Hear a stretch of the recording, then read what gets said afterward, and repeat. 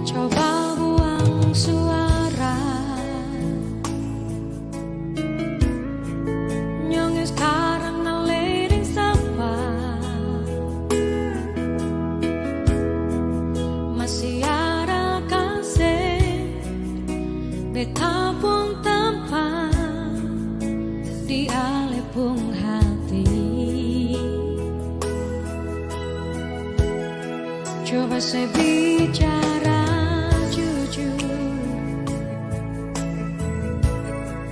kasih cinta di persapa, biar beta tahu apa yang ada dalam alepung hati.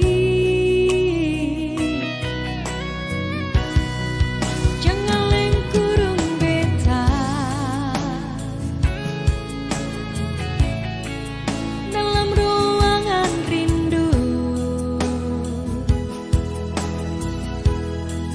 yang sing ada cahaya cinta perbitan nyonge sayangnya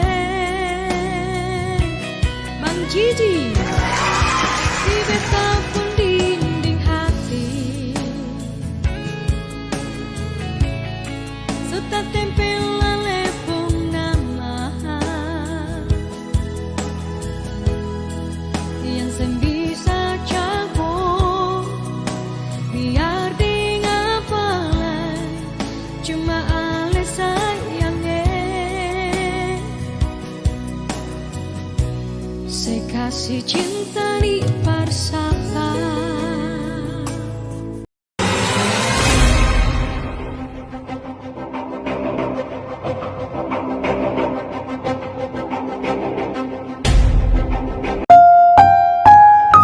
Cut. Oke Pak Jul, aktingnya udah lumayan bagus Pak ya, tapi kayaknya kurang totalitas Pak. Agak dikotorin sedikit kalau kerja ya, agak dikotorin sedikit biar agak lebih totalitas ya. Oke ya, oke kita ulang ya. Kamera, roll, action.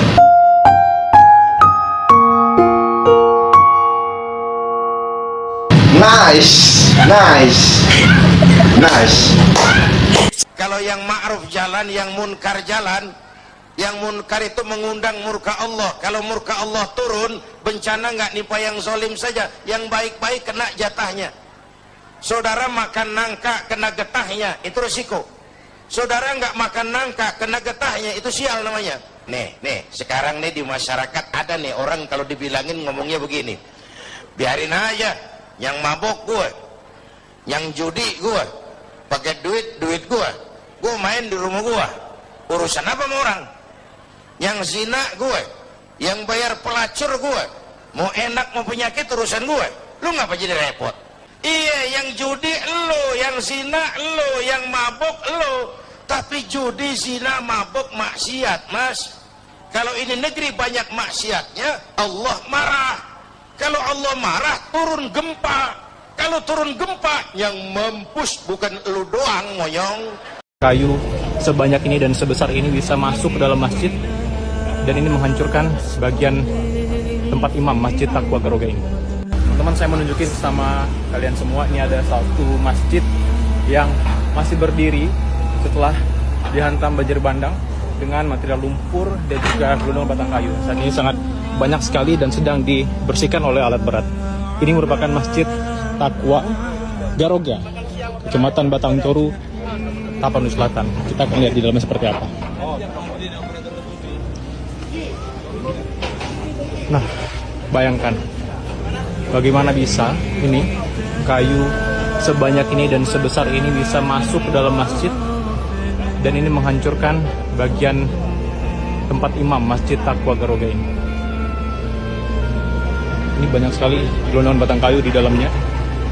Namun luar biasanya masjid ini masih berdiri dan Inilah 7 tentara Allah yang wajib kita ketahui. Pertama, air. Air merupakan tentara Allah yang pernah menenggelamkan kaum Nabi Nuh alaihi salam. Quran Surat Al-Ankabut ayat 14. Kedua, angin. Angin adalah tentara Allah yang menyapu bersih kaum Nabi Hud alaihi salam. Quran Surat Al-Haqqah ayat 6-8. Ketiga, tanah. Tanah adalah tentara Allah yang pernah menjungkir balikan kaum Nabi Lut alaihi salam. Quran Surat Al-Hijj ayat 73-76. Keempat, hawa panas. Hawa panas adalah tentara Allah yang pernah menghukum kaum Madian sehingga mereka merasa kepanasan seakan-akan terbakar. Quran Surat Al-Hajj ayat 44. Kelima, petir. Petir merupakan tentara Allah yang pernah menyambar dan menghantam kaum Samud atau kaum Nabi Soleh alaihi salam. Quran Surat Hud ayat 68. Keenam, laut. Laut adalah tentara Allah yang telah menenggelamkan Fir'aun beserta bala tentaranya pada zaman Nabi Musa alaihi salam. Quran Surat Al-Baqarah ayat 50. Ketujuh, burung ababil. Burung ababil merupakan tentara Allah yang pernah meluluh lantakkan pasukan Raja Abraha saat mereka hendak menghancurkan Ka'bah. Quran Surat Al-Fil ayat 3. Edisi spesial Thailand versus Indonesia dalam penanggulangan bencana. Banjir besar di Thailand baru-baru ini menewaskan 162 orang. Respon pemerintahnya sangat cepat. Kepala daerah langsung dicopot, tanggung jawab diusut, dan negara hadir. Memberikan dana 1 miliar untuk setiap keluarga yang terdampak. Pesannya jelas, ketika nyawa rakyat hilang, negara bergerak. Bukan hanya berduka, tetapi bertanggung jawab.